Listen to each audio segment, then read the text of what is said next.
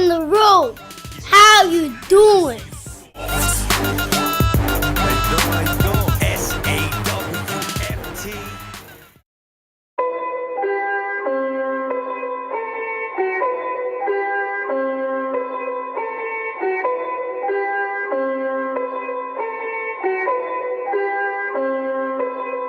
Perfect. Who better than Derek, Pat, Andrew, the wrestling crew? Man, they bout to put an end to y'all careers like a finishing move. They bout to give y'all facts on these cats that's fighting on these mats. Y'all can't see them like John Cena. Even if y'all had 20/20 vision, y'all better listen, pay attention, and take notes down, and realize that it's not your time now. And watch these three kings take the crown. Hey, hey. Oh, this is the Panda Man from Panda Land, Falaba. You're listening to Andrew, Pat, and Rocky. Wrestling IQ 101. Oh. Hey guys, welcome back to another edition of Wrestling IQ 101. I'm Andrew, along with Pat and Derek. You. And you can follow us on Facebook, Twitter, and Instagram at Wrestling IQ 101. And today we're sitting with Pete Gass. How's it going, man? Good. How are you guys doing? Thank you for having me. Oh, definitely. Thanks for coming on. Yeah, we're doing well, man. So, how's life been since departing from the WWE? It's been great. You know, I feel like it never really left, other than me having to go take bumps, but it's always been a part of my life. I mean, every day, you know, there's still someone that remembers you or, you know, wants an autograph or something, which is amazing considering it's been 17 years. But it's been great. I'm having a good life. I work for a company called WWE Mason, who's now the sponsor of Major League Baseball, proudly to say, and doing great. Living here on Long Island temporarily. Supposed to be moving down to Florida within the next couple months to Jacksonville, which will be nice because I'll also be closer to some of guys like Prince Albert and Scotty Tuhati down in Orlando, so I'll get to see them more often, which is always special. Cool. So I just want to start back at the very beginning when Mean Street Posse first was coming into WWF at the time. Just talk about those original vignettes because you and Rodney, I thought, gave some killer promos in those original videos. Just talk about that a little bit. Well, the funny thing was that Shane had asked us to do a favor for him. He was promoting a match with X-Pac for Wrestlemania, and he called Rodney and I in his office and he asked us to do him a favor on Sunday. So we laughed about it. He had a script and he ripped it up, threw it in the garbage. He said, basically, just go ahead, tell the stories when we were kids, getting in fights and doing stuff that we shouldn't be doing. And a gentleman by the name of Chris Chambers was going to cut it up, and we were going to be on Monday Night Raw the following night. So that's pretty much it. The vignettes were real stories that we just kind of cut up and they cut up rather and put them together to really get us some instant heat with the crowd. So you guys really hit over mailboxes and hit guys who broke bottles over people's heads and stuff like that? Yeah. I mean, Shane used to drive in a Ford F-250 and that thing barely saw the road, and he always drove over people's mailboxes or one of us was in the back with a bat smashing them and stuff. We were just being idiots. So wow. That's the way we've always been. Yeah. Nice. So what was it like, kind of like just growing up, you know, being like friends with Shane McMahon and, you know, just being there in Vince's house and Mr. McMahon? I'll be honest with you, like we were so. At first, it was cool because you'd seen guys on television that you and then there they are in Vince's living room for Christmas parties and stuff. And then like when Vince had his house built, we went over to Shane was giving us a tour of the house and stuff, and you see Andre the Giant's gym shorts, and the three of us could have fit into the gym shorts together. They were so big. But after a while, like we just kind of learned to just they just became regular guys to us, and we weren't starstruck by them anymore. At first you are, but then after a while, it's just Pat Patterson and classic Freddie Blassie. It's just you call him Freddie. And just it was pretty cool. And just being around them. And but as far as Shane goes, Shane was just one of the guys. He didn't act any different than any of us. He was an idiot just like all of us, and he wasn't really, and never at any point in time was he always, trying to, his money and all that stuff. You would never know he had money when he was with us, because it was just, we're all just, one big group, one big posse. Nice. Now, Pete, you did some work for Creative Pro. How was that experience in aligning yourself with Smart Mark when you were down there? I'm sorry? What was that? You did some stuff with Creative Pro, and how was it being down there and aligning yourself with a guy like Smart Mark when you were down there? I'm sorry, Creative Pro, you said? Yeah, Creative Pro. Yeah, I mean, it was unbelievable. Just to be able to. You said Steven Regal, right? I'm having a hard time hearing. No, I said Smart Mark Smart Mark Sterling. Smart Mark? Yeah. You aligned yourself with him during the faculty thing after the match. Sorry, I'm having a hard time. I really am, and I apologize. Okay. Sorry. Just talk about you're still doing appearances and stuff like that at wrestling conventions, right? Yes, sir. I'm doing stuff from time to time. I have a book that just came out called Looking at the Lights. Came out in the springtime, and it basically tells the story about how we got started. Growing up, meeting Shane for the first time, getting the opportunity, like I told you in the beginning, and then what we had to go through. It was only supposed to be a couple weeks, but with the reaction from the crowd and everything, and how everything evolved from what was supposed to be 2 weeks into 3 years. And so yes, I do appearances more now to promote my book. I really, prior to that, hadn't done too much, but I know that I'm going to be doing the big show. There's a big show in Queens coming up in about a week and a half.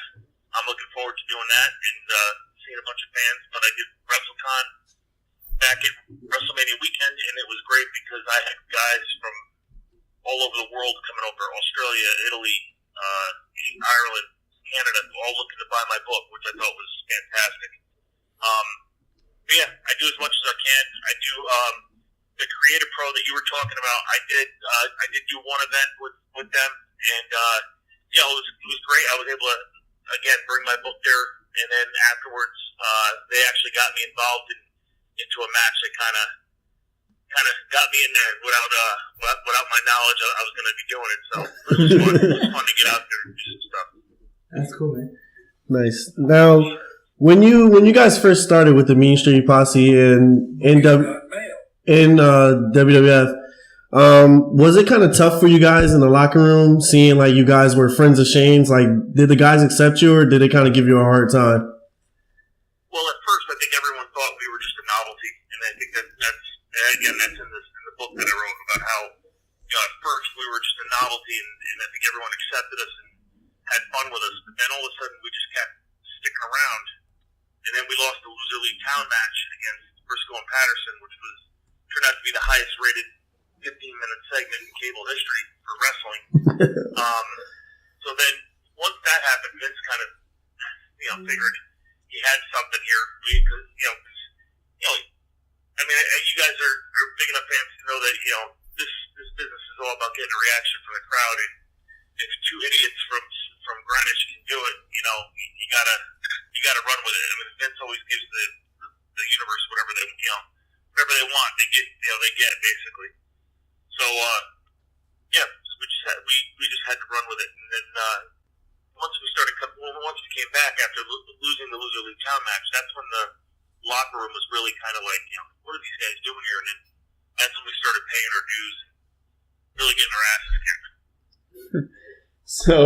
So talking about the exponential growth that the Mean Street Posse had, you guys all took your turn of having your own WrestleMania moments as you all exchanged the hardcore title. Can you just talk about that whole 5-minute window? Yeah, well, I got hit with a box fan by Viscera, and it split me open, and I really didn't see much because I had blood in my eyes, and I knew that we were going backstage, and Rodney and Abs were going to win the titles back there, and then Thrasher was going to win the title from Abs after he threw him up against the garage door. So once I saw Thrasher making his way past me, and I'm trying to wipe the blood out of my eyes, that's when I followed him out there, and I knew my part was to hit him with a fire extinguisher and bash him over the head with it. So it was funny because as soon as after I had pinned Thrasher and Timmy White raised my hand in victory, it kind of was like a surreal moment for me, and realized how special it was that I actually won that title, although for only 30 seconds. I still won the title at WrestleMania, so for me that was pretty special. It was an amazing feeling. I actually let out a scream when if you go back and watch, you'll see I let out a scream because it all kind of hit me at once. I think that was really a fitting title for you guys to win, because a lot of the damage that you guys did backstage was backstage.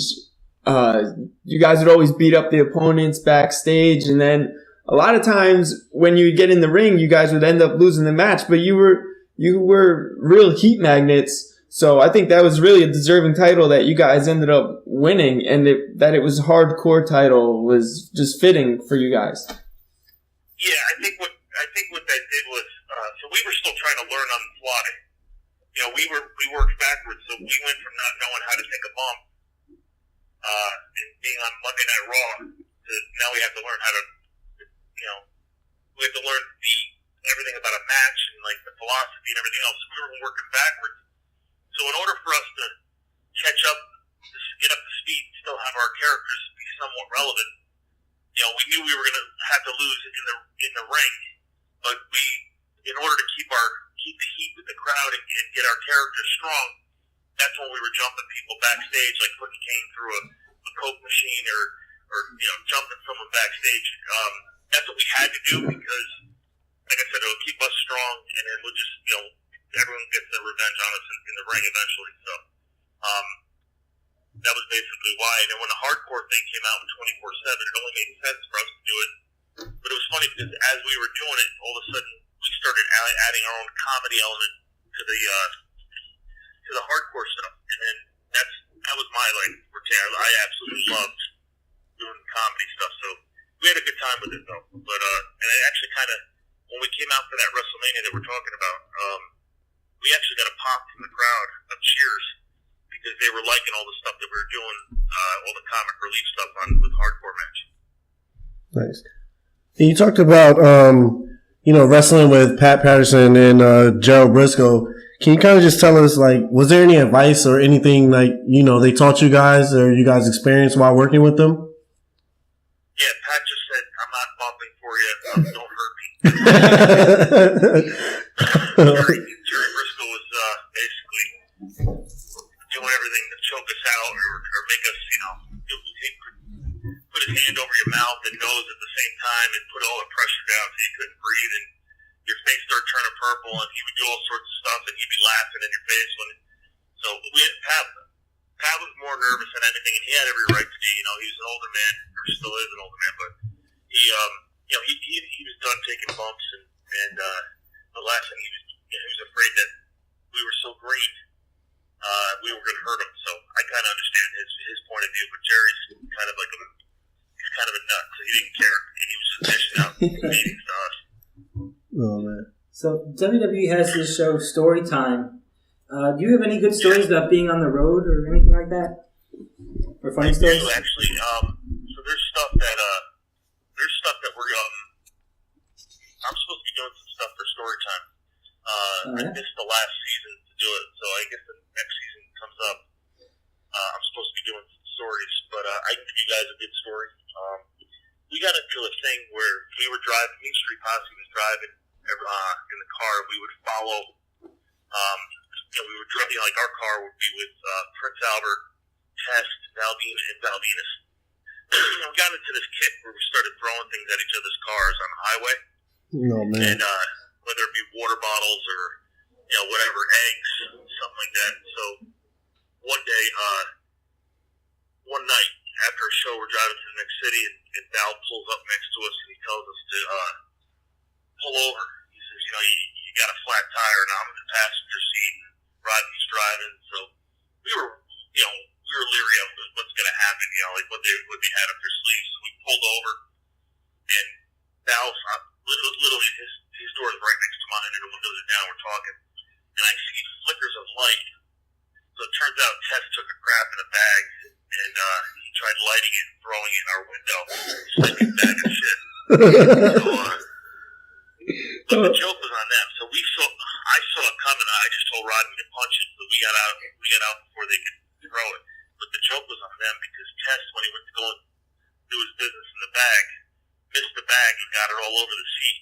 Oh. So the smell of crap was everywhere, and Prince Albert was in the back throwing up. So that kind of backfired on those guys. The posse got away with one. So Oh my now the goodness. government too happy getting hit in the face with a flaming bag of crap. Wow. That's hilarious. Yeah, that's crazy.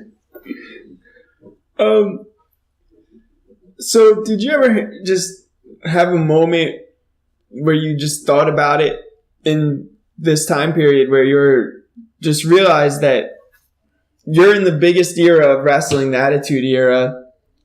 You're thrust into, the marquee names as far as the headlining act, and you're having huge feuds with Patterson and Brisco and with the Acolytes, and you're getting great ratings. Did you just ever have like a pinch me type of moment?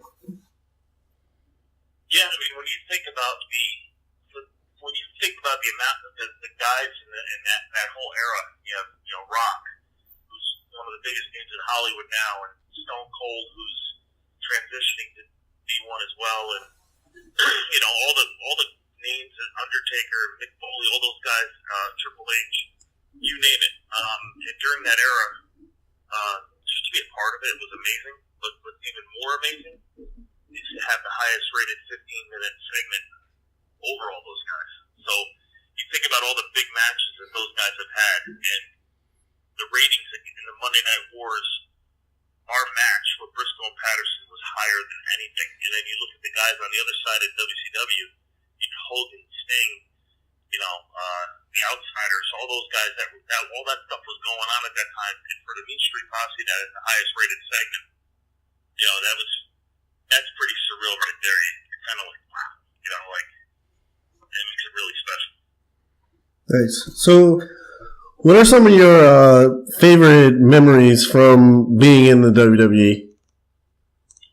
I think it's more about the relationships that you have, and that's one thing that you miss the most. You miss obviously the money, you miss all the, you miss going to restaurants and eating for free for Saturday.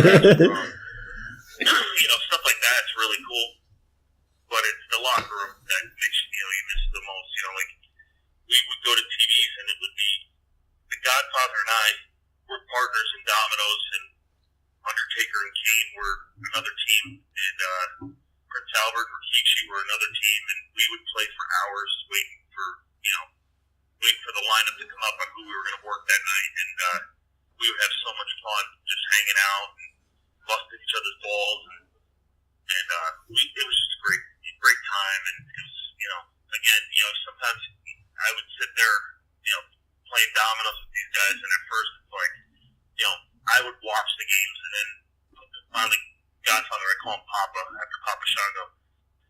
Papa would ask me to sit down and play, and then I got the hang of it just because I'm good with numbers, and then I became his partner, and we used to have a good time. We just, like I said, we used to just laugh and bust balls. Nice. And you miss that stuff the most. Nice. Do you still have a relationship with Rodney and Joey? Absolutely, yeah, very close. Rodney lives. I'm on the island. Rodney lives in New Jersey, and Abs is down in North Carolina. Yes, talk every week. We all got mature and older, I should say, not mature. But, we all have different responsibilities, so we do talk. I think out of everybody, I think I talk to everybody the most between, I don't know the last time Shane and Abs or Shane and Rodney spoke. So I talk to Shane on somewhat of a regular basis, a couple times a month at least. And then Rodney and Abs. So I basically am the guy that holds everything together, I guess. But, I talk to everybody. And I'm saying everyone else talks, but there's not a problem. Just they don't, everyone's going on with their lives. There was a fourth guy in the vignettes. He was too mean to be shown that he was an anonymous face, Willie Green. Yep. So whatever happened to him? Do you guys still talk to him? And what happened with that? He's still a local guy in Greenwich. He's doing well as far as I know. I just saw him last week walking down the road. Really? Willie's a different breed, man. He's that blacking him out and that thing was pretty appropriate. He's definitely a different type of person. Oh man. So Shane McMahon, he's back and he's a part-time wrestler, we could say. His last two matches, we know he lost both of them. Do you think he'll be calling you guys up soon to, help him out and maybe get some wins in the win column? What's funny is Shane and I, we were talking about a week and a half, 2 weeks ago, and I called him to see how he was doing after that match and see how his ribs were and his shoulder and everything. And after the match, I texted him and he said he was fine, which is he's a liar.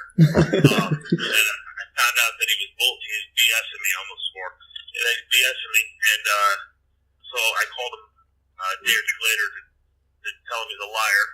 And we had a good laugh over that. And I said, you're not the only old fart that can take a beating, I said, anytime you need help, and he knows that. And he's known that since I left. But, again, I'm 47 years old, and I don't think they're looking to bring a 47-year-old in after 17 years out of the business. So, but it was a good run, and if they do call, I'll be ready to go. But if not, I'm okay with it.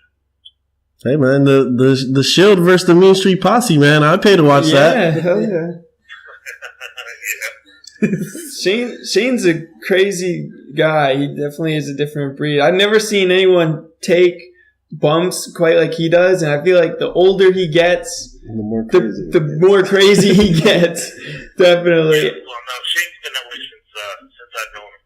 I refer to Shane ever since we were kids, and even in my book that I wrote, because it talks a lot about our relationship, and I call him an adrenaline junkie. It's true, everything, he's 40, he's going to be 48 in January 15th, and, he's surfing, he's, jumping off of cages. I'm just like, I said to him on the phone, I was like, you and I've known you for a long time, you've always been crazy, but now, these cell matches, what's left? Are you going to get up on a ladder on top of the cell and jump off there? Oh man! Did you know he was going to come back, or did you have the same reaction as everyone else? You mean when he came back a couple years ago? Yeah. Yeah, when he came back a couple years ago, I had gotten a phone call from the guys at Barstool Sports asking me a question, asking if they heard anything, and I said no. I told them, I'm telling you what I told them. I said if I did know, I'd tell you I didn't know either way. So I called him after I got off the phone with JJ from Barstool, and I asked him what he was doing. He was in the city legitimately. He was dropping off a guitar to his son, and then he said, I was like, I gotta go. And then I got off the phone, and then that night I saw him on TV, so I got pissed at him, and I sent him a text. I said, you can't fake me. And the next day we had a laugh over it. He goes, I didn't kayfabe you. He goes, I was in the city. I just didn't tell you. I was heading to the airport after I dropped off the guitar. So he got me on that one. But, yeah, and then, as soon as his father said that he had to face Undertaker in Hell in a Cell, I turned to my wife. We were both sitting on the couch, and I said, we're going. And she said, why? And I said, because he's going to jump off that cell. Oh, man. How do you know? She goes, how do you know? I said, because I know Shane. And sure enough, we were sitting like fourth or fifth row, whatever it was. I remember looking up to him, and I'm just like, man, like, he's out of his mind. Yeah. Yeah. So last night, Shane, he took over Monday Night Raw. Were you proud of him that he invaded Raw and took over the flagship show? Of course. You gotta, it's not the only thing I didn't like is that when he told the guys from SmackDown that he said get him, and it was too much like his dad. I'm gonna give him some crap for that. Okay. But other than that, I'm gonna goof on him for that. But other than that, I think it's great. It adds a little element to this, to some storyline there, and there's a reason. I heard the reason why is SmackDown feels that they're the second rate compared to Raw. Raw gets all the privileges, and it's time they take over, and they want to take over, as the top brand. So I like it. I like where it's going. I think we haven't seen the last of it. I'm sure tonight on SmackDown we're going to see Raw come back, and it should be fun. It should be fun. A fun storyline. See where it goes. Yeah. Nice. Now, can you tell us how many sweater vests and khakis do you own? I don't own them anymore. I only own khakis now for work, but we actually started with khakis and then we had to switch to jeans because we kept blowing out the crotches on national TV. Oh, man.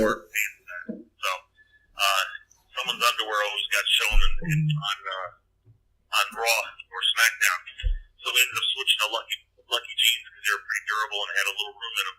Yeah. But I had a lot of them. And then we used to.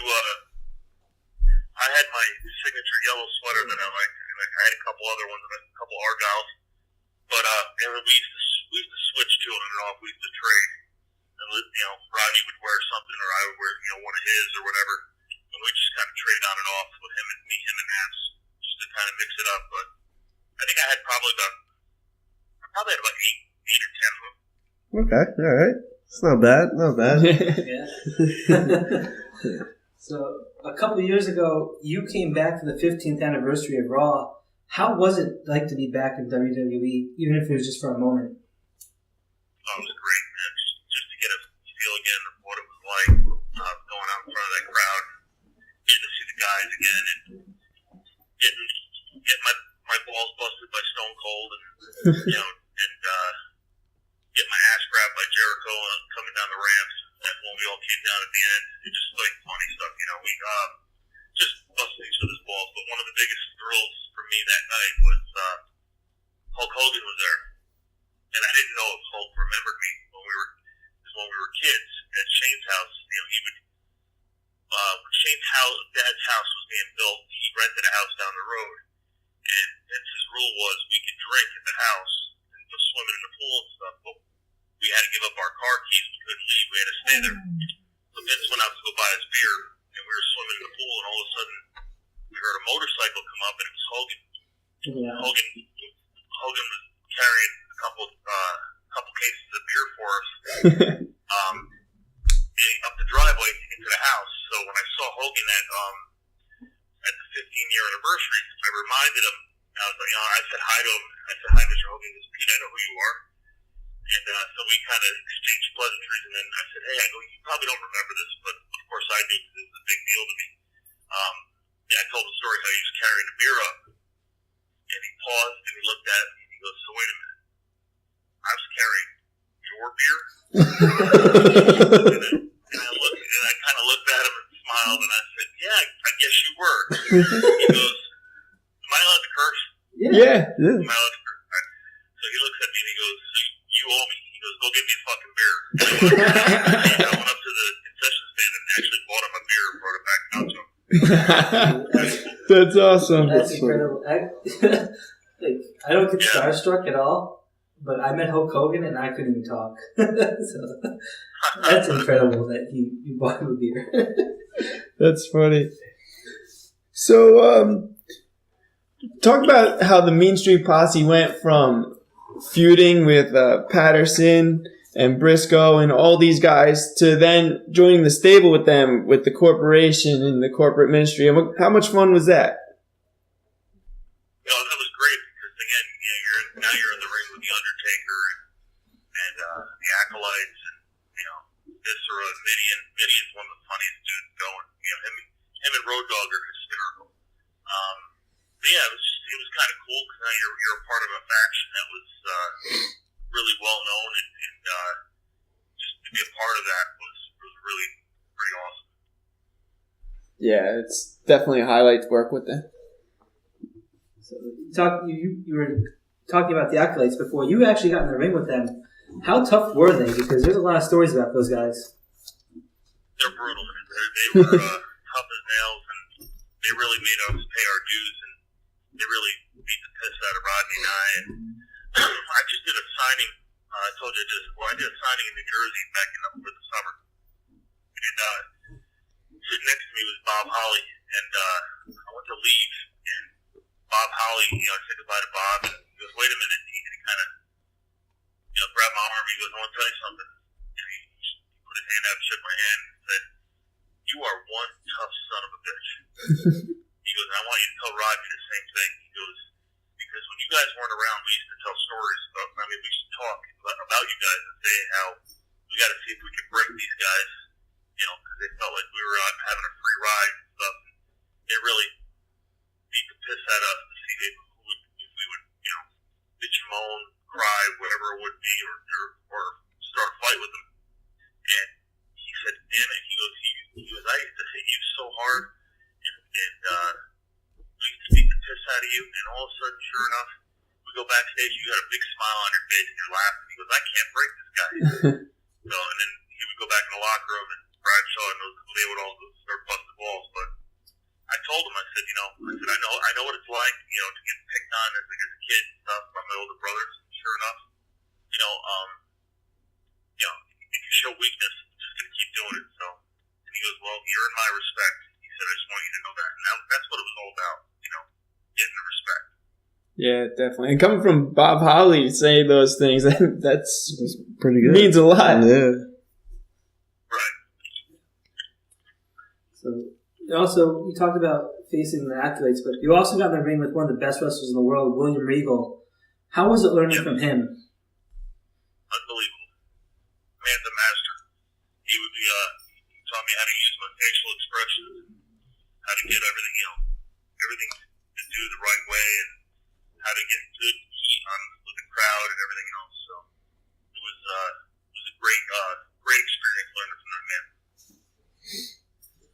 So, Pete, with the holidays coming around, where can people find your book Looking at the Lights if they want to pick it up? They can pick it up on Amazon.com. That's the least expensive way. It's about $16.50, which is really not a lot. And you get some great stories about the Attitude Era. All the big names, there's stories about each and every one of them in there. Having a good time. And it's a good fun read. If you're a fan of the Attitude Era or a fan of wrestling in general, or if you're a fan that just always wondered what it would be like to get into the ring in the Attitude Era, or just in general from going off the street, going straight to the ring, it's all in there. And I've actually got a lot of good positive feedback from everyone that's read it, so it's awesome. That's awesome.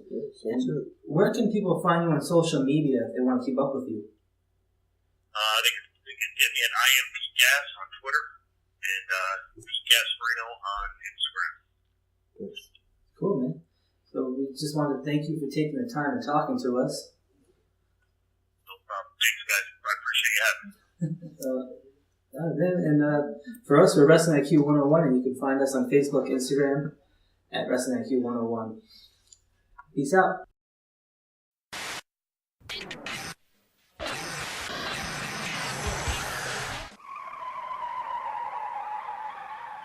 You have just listened to the Wrestling IQ 101 podcast. Powered by B Plus Player Radio. One more for the good guy.